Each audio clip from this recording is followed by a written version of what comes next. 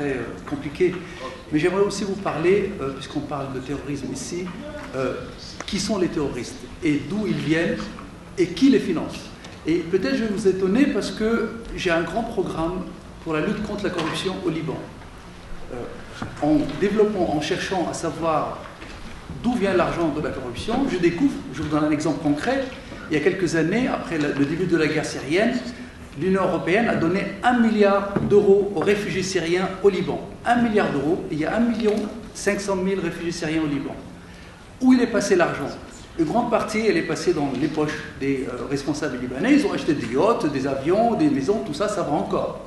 Et le reste, il est allé pour financer le terrorisme, pour endoctriner des jeunes de 18 ans, de 17 ans, de 19 ans, filles et garçons, pour leur dire, vous avez 1 000 $ si vous acceptez d'aller faire la guerre en Syrie, vous avez 2 000 $ si, pour la famille, si votre enfant, il meurt en Syrie.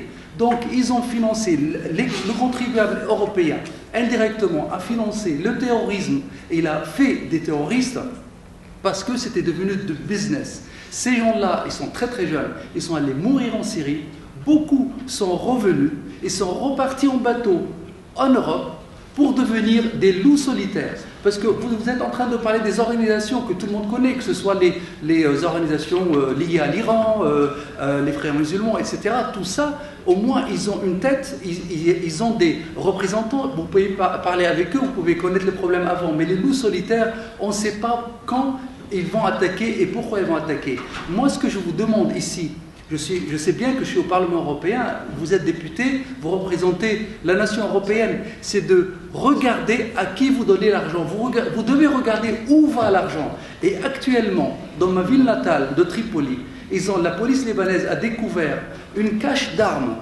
toute neuve. Elle vient directement d'Ukraine. C'est la première fois qu'on trouve des armes qui viennent d'Europe et des États-Unis. Donc il faut vraiment regarder de votre côté aussi pour chercher les moyens d'arrêter le financement du terrorisme au Moyen-Orient, au Liban notamment et aussi en Syrie. Merci beaucoup.